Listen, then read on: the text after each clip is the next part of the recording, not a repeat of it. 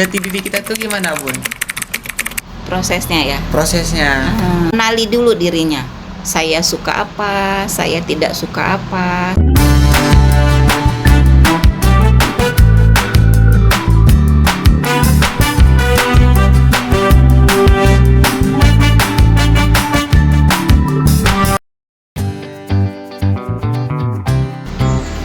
Halo, assalamualaikum warahmatullahi wabarakatuh. Selamat datang di channel Kafis TV di program Morning Talk.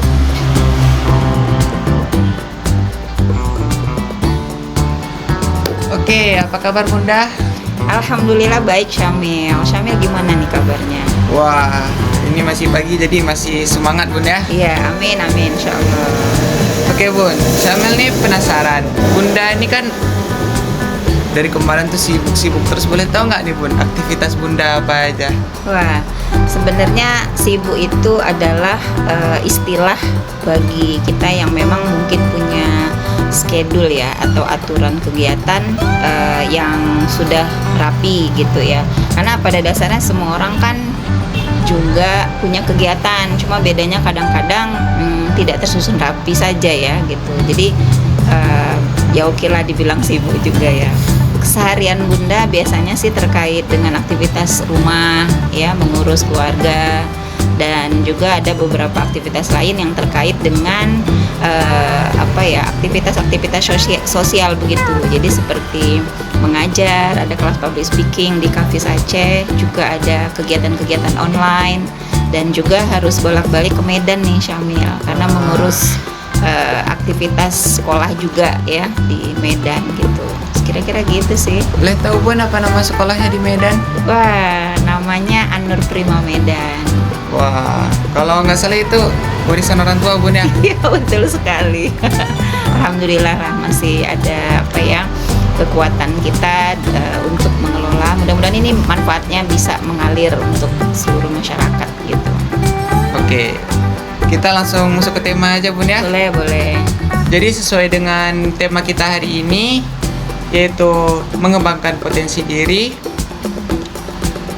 Syamil ini kan masih bisa dibilang masih muda lah ya, masih siswa SMA. Ini juga saya sempat merasakan keresahan ini, mungkin teman-teman juga merasakan ya. Kita ini agak susah gitu untuk mendapatkan jati diri kita. Jadi gimana? Syamil merasakan proses pencarian jati diri berarti saat ini ya? sekarang ini lagi proses, cuma masih ada sedikit hambatan. Oke. Entah itu dari orang luar atau diri sendiri. Oke. Menurut Bunda, apa sih penyebab anak muda itu Galau gitu ya? Iya, sebenarnya Syamil, galau itu pertama sih itu hal yang normal. Jadi kalau kita merasakan galau, sebenarnya Syamil nggak sendiri. Banyak anak-anak muda lain juga merasakan hal yang sama nih Syamil. Tapi bedanya ada beberapa anak muda yang memang mereka berniat untuk mencari solusi, tetapi ada juga sebagian pasrah gitu. Nah, mungkin kalau Syamil ketika merasakan keresahan, kegalauan itu, Bunda meyakini Syamil akan berusaha untuk mencari ya solusinya apa nih, kenapa nih gitu ya. Nah, kalau ditanya latar belakang ya, boleh jadi pertama dari pola asuh keluarga ya. Keluarga ada yang memang sangat memahami pentingnya mengenal potensi diri sejak dini. Jadi biasanya kan Syamil, kalau keluarga-keluarga yang punya keinginan kuat seperti ini, punya pola asuh yang sudah, kalau kita bilang keluarga sadar bakat ya, maka mereka akan punya pendekatan berkomunikasi yang sangat aktif nih sama anak-anaknya, sama keluarganya, agar sejak dini tuh mereka sudah mengenali dulu dirinya. Saya suka apa, saya tidak suka apa, saya senang melakukan kegiatan apa gitu. Jadi ketika mereka sudah mulai merasakan, nah disitulah fungsi keluarga, ayah bunda untuk memperkuat oh iya benar, kamu suka ini ya gitu. Jadi orang tua yang membantu menemukan jalan sih gitu. Nah, jadi kegalauan anak muda ya, waktu pun mungkin levelnya beda-beda gitu ya. Ada yang sejak dini dia sudah mulai resah, tapi sudah didampingi, insya Allah tuh galaunya nggak terlalu sampai level akut gitu. Galau tetapi levelnya mungkin rendah gitu. Tapi kalau yang orang tuanya mungkin belum masuk dalam kondisi sadar bakat, biasanya anak-anaknya fase galaunya levelnya lebih tinggi gitu. Nah, itu permasalahan yang pertama, Syamil.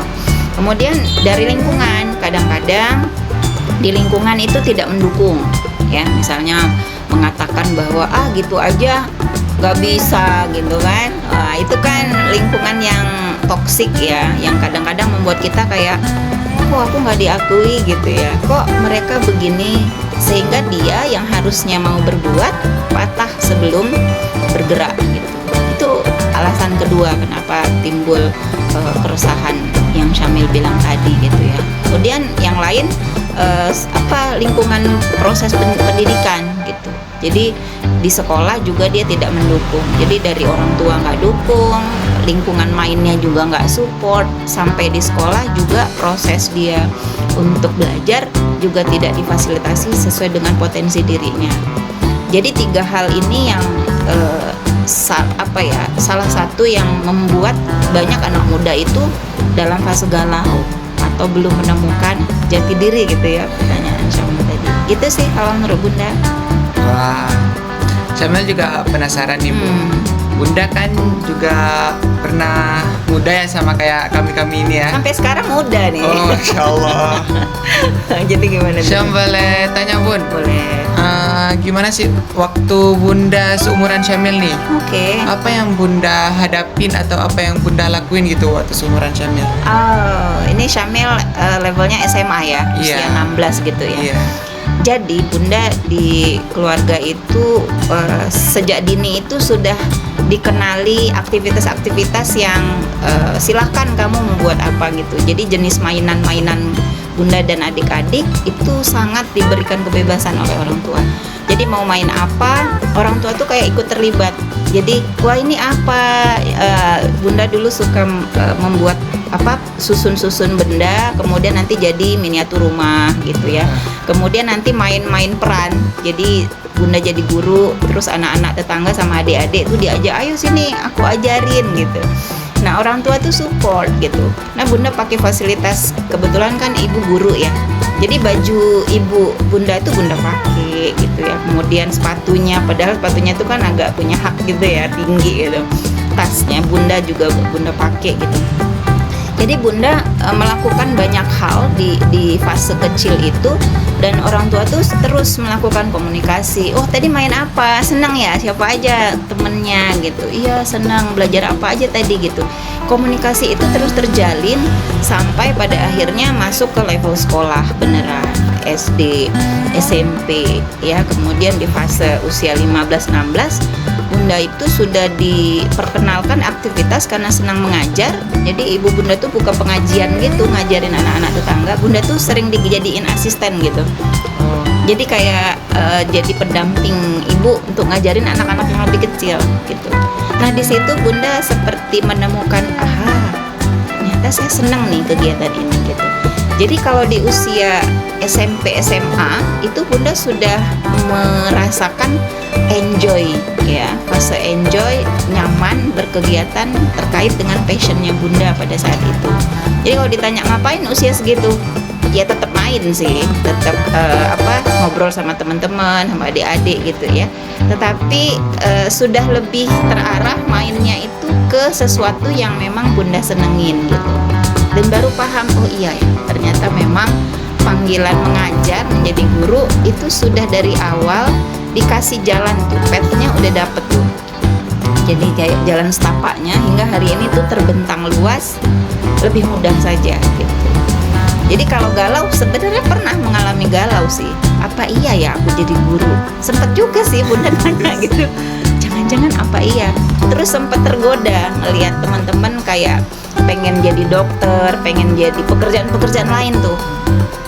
Terus Bunda bilang waktu milih jurusan, Bu, saya pengen loh jadi dokter gitu. Alah, nanti mau ngambil jurusannya yang terkait dengan dokter. Ibu, saya bilang, kamu posisinya adalah tidak suka ini, tidak suka ini. Jadi itu aktivitas-aktivitas yang terkait dengan bidang kedokteran.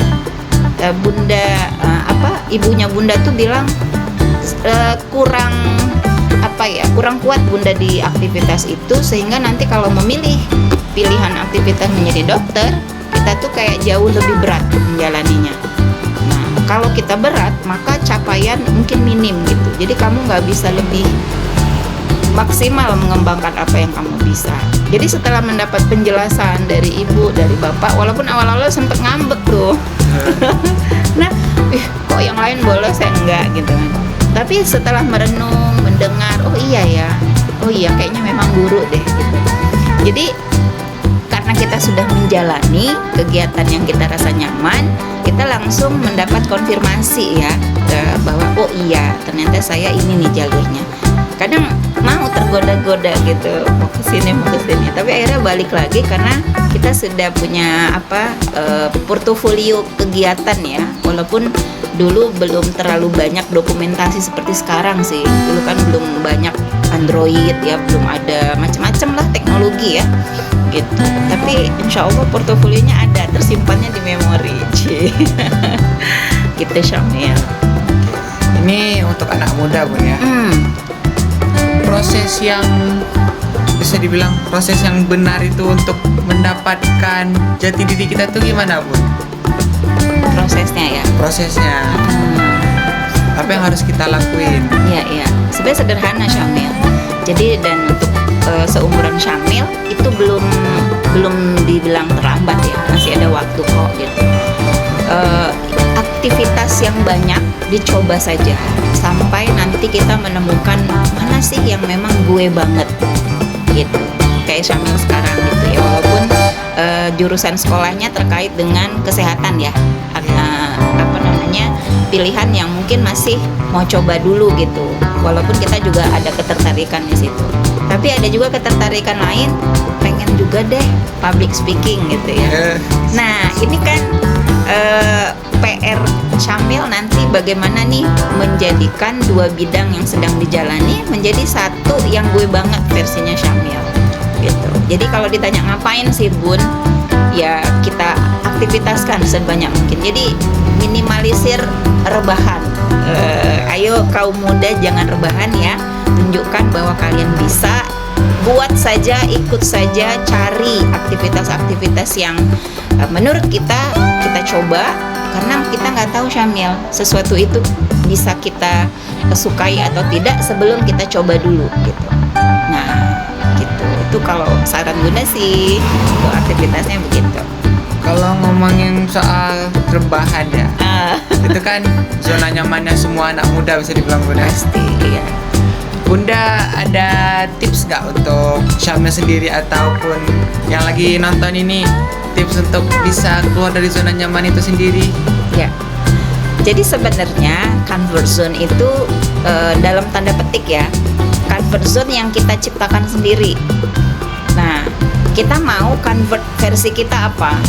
Kalau kita sudah mengatakan oh comfort zone saya tidur gitu, maka kembalikan kepada diri dengan pilihan tidur sebagai comfort zone. Wah, apa sih yang kita dapat? What I get gitu. Nah, ternyata kalau kita sudah pada kesadaran, oh iya, comfort zone tidur itu ternyata tidak membawa manfaat sama sekali gitu. Maka comfort zone yang akan kita pilih berikutnya ya, kalau kita sudah berpikir bahwa ini nggak bener nih gitu, perlu ada comfort zone yang versi gue banget gitu, maka kita harus mencari comfort zone versinya Syamil apa. Oh, kalau mau fokusnya public speaking, maka comfort zone Syamil adalah ngomong di depan publik di area yang mungkin Syamil bisa nyaman, mungkin lingkar dekat dulu, atau audiensnya yang sedikit dulu, atau di balik layar dulu, tidak yang harus menghadapi audiens yang banyak. Maka comfort zone Syamil yang awalnya dari rebahan itu bergeser menjadi comfort zone versi Syamil yang lingkar terdekat dulu. Nah Jadi kita kalau mau mengatasi comfort zone kita, maka silahkan kenali terus menerus, jangan pernah berhenti. Ya kalau tidur memang semua orang harus tidur juga kan, Syamil, Yes. ya, istirahat gitu. Nah, itu saran Tuh Bunda. teman-teman. Kalau dari Bunda sendiri nih, Ya, ada sedikit nasihat nggak untuk Syamil atau untuk ini yang lagi nonton mungkin lagi butuh nasihat nih? ini keren ya kalau sobat muda pengen minta nasihat, itu luar biasa. Karena biasanya ciri-ciri dari sobat muda itu dia punya ide kreatif gitu. Tapi kalau pada posisi sobat muda udah minta nasihat, itu artinya dia sudah pada fase ingin lebih baik dan lebih baik lagi. Wah, itu sudah anak muda yang luar biasa keren itu ya. Nah, kalau udah ditanya pesan, maka harus dikasih pesannya, mumpung lagi butuh ya. Karena kalau ngasih pesan sama orang yang nggak mau denger, jatuhnya kan ini ya, nggak guna juga gitu. Pesan Bunda satu ya, anak muda, tunjukkan bahwa kalian itu punya power. Ada lagu zaman dulu, darah muda ya, darahnya para remaja, artinya apa? Fase anak muda itu fase sangat produktif ya. Jadi fase ini sayang sekali dilewatkan karena tidak ada umur yang berulang atau fase yang akan bisa diulang gitu. Jadi wal asr ya, demi masa ya, hanya orang-orang yang beruntung yang nanti Allah akan berikan jalan gitu ya. Orang-orang yang merugi adalah orang-orang yang tidak memanfaatkan waktu dengan baik. Jadi gunakan mudamu sebelum tuamu, karena kalau udah tua udah lemes, udah nggak tahu buat apa, udah sakit, jadi akhirnya nyesal gitu. Jadi jangan sampai menyesal ya sobat muda semua, gunakan waktu seefektif mungkin. Gitu teman-teman, jadi tidurnya jangan banyak-banyak ya. Jadi kita harus terus mencari apa yang kita banget gitu. Ya, Oke Bunda, ya, ini sudah sampai di akhir Bunda. ya. Mungkin salam perpisahan ya. Nggak bisa-bisa juga ya, ada edisi Ada. berikutnya ya. Jadi tunggu aja ya episode-episode kita selanjutnya. Dan Kita kasih salam ya untuk para pemirsa. Ya, oke, sampai jumpa lagi. dadah. Assalamualaikum warahmatullahi wabarakatuh. Makasih Syamil. Oke, makasih juga Bunda atas ilmunya yang wah keren banget Bunda. Ya, oke.